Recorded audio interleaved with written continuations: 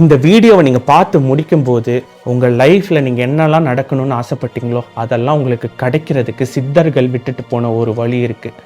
அதை உங்களுக்கு நான் கிளியராக எக்ஸ்பிளைன் பண்ண போகிறேன்.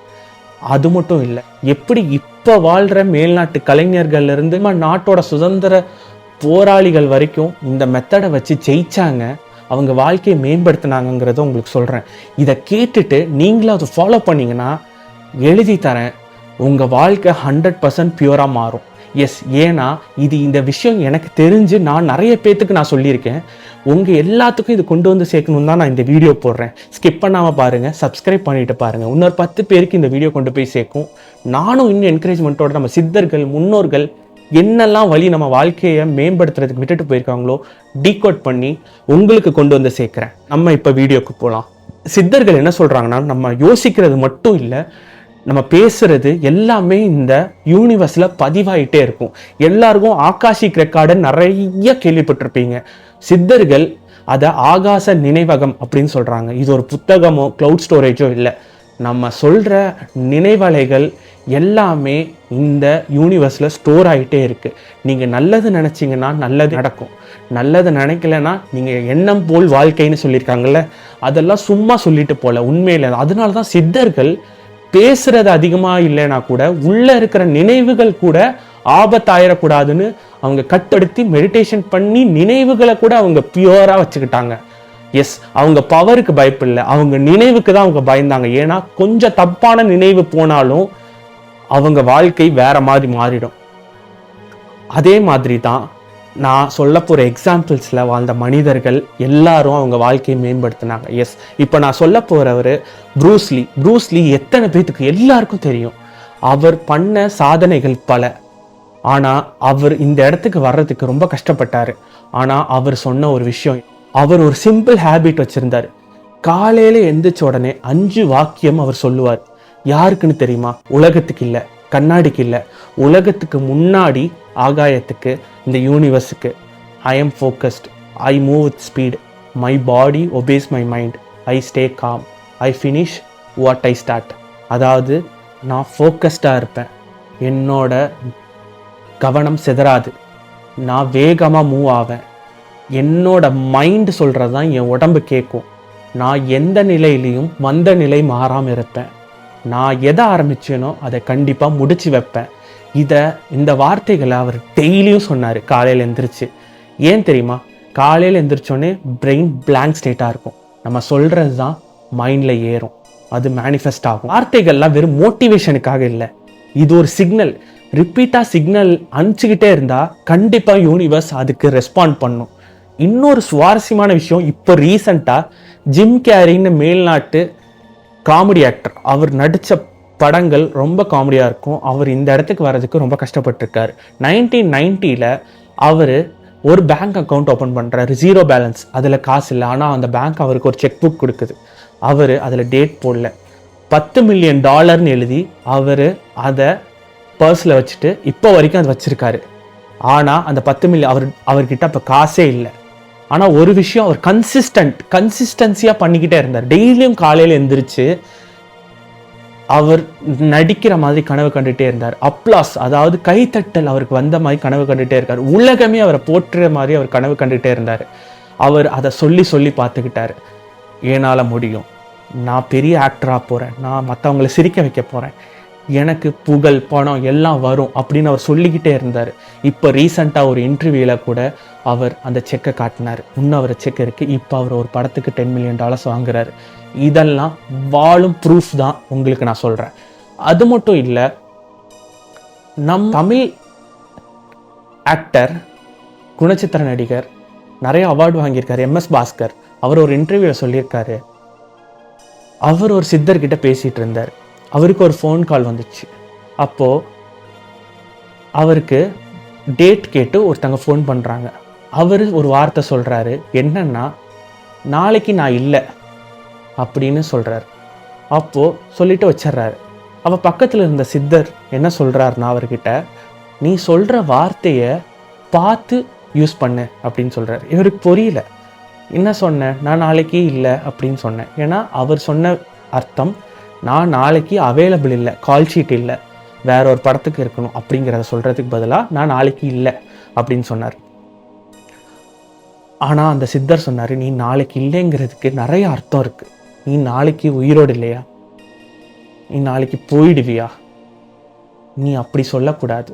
நீ சொல்ல வேண்டிய வார்த்தைகள், நான் நாளானிக்கு இருப்பேன், நாளானிக்கு வரவா, இல்லை இன்னும் 2 நாள் கழித்து வரேன், இப்படி தான் சொல்லணும் அப்படின்னு சொன்னார். ஏன்னா நம்ம வார்த்தையிலேருந்து வர ஒவ்வொரு சவுண்டும் வைப்ரேஷனும் நம்ம எண்ணத்தை மோல்டு பண்ணுது. ஏன்னா சித்தர்கள் சொன்னாங்க, சில தேவதைகள் நம்மளை சுற்றி இருந்துக்கிட்டே இருப்பாங்க, நடக்கட்டும் நடக்கட்டும்னு சொல்லிகிட்டே இருப்பாங்க அப்படின்னு சொன்னாங்க. நம்ம சொல்கிற ஒரு வார்த்தை, ஒரு நல்ல வார்த்தை நடக்கட்டும்னு சொன்னால் நம்ம வாழ்க்கை மாறிடாதா? இதை நீங்கள் நம்பணும் நம்பாமல் இருக்கணும்னு இல்லை. டெய்லியும் காலையில் எந்திரிச்சு சொல்லுங்களேன், என்ன தப்பாயிட போகுது? இதில் ஒரு லாஸும் இல்லை, எனக்கு எந்த கெயினும் இல்லை. உங்களுக்கு கெயின் வரும், அடிச்சு சொல்கிறேன், உங்களுக்கு கெயின் வரும். ஏன்னா ஒரு எக்ஸ்பெரிமெண்ட் கூட பண்ணி பார்த்துருக்காங்க. என்னன்னா, நம்ம பாடி 70% தண்ணியால் ஆனது.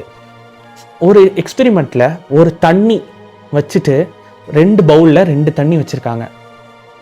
ஒரு மாதம் ஒரு பவுலில் ரொம்ப கெட்ட வார்த்தையாக, ரொம்ப டீமோட்டிவேஷனாக அந்த பவுலில் சொல்லிக்கிட்டே இருந்திருக்காங்க. அதே மாதிரி இன்னொரு பவுலில் ரொம்ப நல்ல அஃபர்மேஷன், நல்ல வார்த்தைகள், நல்ல சொற்கள், நல்ல மோட்டிவேஷன் சொல்லியிருக்காங்க. 2 பவுல்லையும் இருக்கிற கிறிஸ்டலின் ஸ்ட்ரக்சர் அவங்க மைக்ரோஸ்கோப்பில் பண்ணி பார்த்துருக்காங்க. அப்போது டீமோட்டிவேஷனாக கெட்ட வார்த்தைகள் சொன்ன அந்த பவுலில் இருக்கிற கிறிஸ்டல் ஸ்ட்ரக்சர் ரொம்ப டேமேஜ் ஆகிருந்தது. அதேனா அந்த இன்னொரு பவுலில் இருந்த நல்ல வார்த்தைகள் சொன்ன, நல்ல மோட்டிவேஷனோட சொன்ன பவுலில் கிறிஸ்டலின் ஸ்ட்ரக்சர் அவ்வளோ அழகாக, பனித்துளி மாதிரி அவ்வளோ அழகாக இருந்துச்சு. நம்ம சொல்கிற ஒவ்வொரு வார்த்தையும் நம்ம பாடியை மோல்டு பண்ணும். நம்ம சொல்கிற ஒவ்வொரு விஷயமும் ஆகாயம் கேட்குது, யூனிவர்ஸ் கேட்குது. யூனிவர்ஸ் நம்மளுக்கு திருப்பி கொடுக்கணும்னு தான் நினைக்கிது. ஆனால் அதுக்கு நம்ம தகுதியானவங்களாக இருக்கணும். கன்சிஸ்டன்சி. இன்னைக்கு சொன்னால் நாளைக்கு நடக்கும்னு இல்லை. ஏன் ஒரு 6 மாதம் சொல்லி பாருங்களேன். டெய்லி காலையில் எந்திரிச்சு, இன்னைக்கு நாள் நல்லதாக இருக்கும், இன்னைக்கு நான் நினச்சது நடக்கும், நான் நினச்சதை நான் இன்னைக்கு செஞ்சு முடிப்பேன், நான் ஆரம்பித்ததை நான் முடிச்சு வைப்பேன் அப்படின்னு ப்ரூஸ்லி சொல்லியிருக்காரு. ஏன் ஸ்பெல்லிங்னு சொல்கிறோம்? ஒவ்வொரு வார்த்தை, இப்போ மந்திரம் சொல்கிறாங்கல்ல, ஸ்பெல் போட்டாங்க, ஸ்பெல் பண்ணிட்டாங்க, ஸ்பெல்லிங் அப்படின்னு சொல்கிறாங்கல்ல, ஸ்பெல் போட்டாங்க அப்படின்னு சொல்லுவாங்க இங்கிலீஷ்லலாம். ஏன்னா ஸ்பெல் அப்படின்னா மந்திரம் அப்படிங்கிற மாதிரி. நம்ம சொல்கிற ஒவ்வொரு வார்த்தைகளும் ஒரு மந்திரம் தான். நம்ம சித்தர்களாக இருக்கட்டும், முன்னோர்களாக இருக்கட்டும், மந்திரம்னு ஒன்று சொல்கிறாங்கல்ல, அதெல்லாம் என்னன்னு நீங்கள் நினைக்கிறீங்க? நல்ல சொற்களை கோர்வையாக ஒரு பாசிட்டிவ் வைப்ரேஷன் கொடுக்கறதுக்கு சொன்னது தான் மந்திரம். ஏன்னா அதெல்லாம் நல்ல வார்த்தைகள். நீங்கள் கெட்ட வார்த்தையோ இல்லை டீமோட்டிவேட்டாக உங்களை ஒருத்தன் சொல்கிறான்னா தயவு செஞ்சு அவனை உங்கள் வாழ்க்கையில் வச்சுக்காதீங்க. ஏன்னா நீங்கள் கான்ஸ்டண்ட்டாக கேட்க டீமோட்டிவேட் மட்டும்தான் ஆவீங்க, மோட்டிவேட்டே ஆக மாட்டீங்க. ஆனால் உங்களுக்கு மோட்டிவேட் பண்ணுறதுக்கு வெளியிருந்து ஒருத்தன் வரணும்னு அவசியம் இல்லை. நம்மளே மோட்டிவேட் பண்ணிக்கணும். எஸ், உங்களுக்கு சுபாஷ் சந்திர போஸ் தெரிஞ்சிருக்கும். அவர் சுதந்திர போராட்டத்துக்காக நிறைய கஷ்டப்பட்டுருக்கார். ஆனால் அவர் மேனிஃபெஸ்ட் பண்ணார்னா உங்களால் நம்ப முடியுமா? எஸ், அவர் படித்து முடிச்சுட்டு கொஞ்ச நாள் ஆன்மீகத்தில் ஈடுபட்டார், ஒரு 2-3 வருஷம். அதுக்கப்புறம் தான் அவர் திருப்பி மேல்நாட்டுக்கு படிக்க போனார். அப்போ அந்த டைமில் அவர் கற்றுக்கிட்ட ஒரு விஷயம், விவேகானந்தரை பின்பற்றினார். அவர் மேனிஃபெஸ்ட் பண்ணுறத சொல்லியிருக்கார்.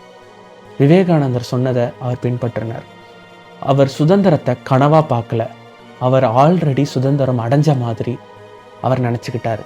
அவர் குரலில் அச்சம் இல்லை, அவர் நடையில் சந்தேகம் இல்லை. உலகம் அதை அப்சர்வ் பண்ணிச்சு, உலகம் அவருக்கு வேண்டியதை கொடுத்துச்சு. இப்போது சுதந்திரம் நம்மக்கிட்ட இருக்குது. உலகம் கேட்குது. நீங்கள் லவுடாக பேசுகிற வார்த்தை மட்டும்னால இல்லை, நீங்கள் சைலண்ட்டாக நம்புகிற எண்ணம் கூட. நீங்கள் பயத்தோட கேட்டால் பயம்தான் வரும். நீங்கள் கிளாரிட்டியோட கேளுங்க, உங்களுக்கு ஒரு புதிய பாதையே ஓப்பன் ஆகும். யூனிவர்ஸ் கண்மூடி இல்லை, கண் திறந்துதான் இருக்குது. அது ஒரு பேட்டர்னை ரீட் பண்ணணும். உங்ககிட்ட இருந்து வர ஒரு பேட்டர்னை அதை ரீட் பண்ணி அந்த பேட்டர்னை உங்களுக்கு திருப்பி கொடுக்கும். நீங்கள் நல்லதே நினச்சிங்கன்னா நல்லதே நடக்கும். சித்தர்கள் பவருக்கு பயப்படவே இல்லை, அவங்க ரெஸ்பான்சிபிலிட்டிக்கு பயந்தாங்க. ஒரு எண்ணம் உருவாக்க ஆரம்பித்தா அதை கேன்சல் பண்ண முடியாது, அதை அண்டு பண்ண முடியாது, அதுக்கு அண்டு பட்டன் கிடையாது. அதனால தான் சித்தர்கள் சில எண்ணங்களை உருவாக்கவே கூடாதுன்னு சொன்னாங்க. இந்த மறைக்கப்பட்ட எண்ணங்கள்லாம் என்ன, அதை கிரியேட் பண்ணால் என்னென்ன பிரச்சனை வரும், அடுத்த பார்ட்டில் உங்களுக்கு சொல்கிறேன். இந்த வீடியோ உங்களுக்கு பிடிச்சிருந்ததுன்னா கமெண்ட் பண்ணுங்கள், உங்களுக்கு அடுத்த பார்ட் கண்டிப்பாக வரும். அது வரைக்கும் நன்றி, வணக்கம். நம் முன்னோர்களின் பண்டை ரகசியங்கள், ஆன்மீகமும் அறிவியலும் சங்கமிக்கும் இடம். கடவுள், சித்தர்கள், வேற்றுக்கிரகவாசிகள் பற்றி எங்கள் புனித நூல்கள் மற்றும் புராணங்களில் இருந்து மேலும் அறிய வேண்டுமானால் தயவு செய்து சப்ஸ்கிரைப் செய்யவும், லைக் செய்யவும், பகிரவும்.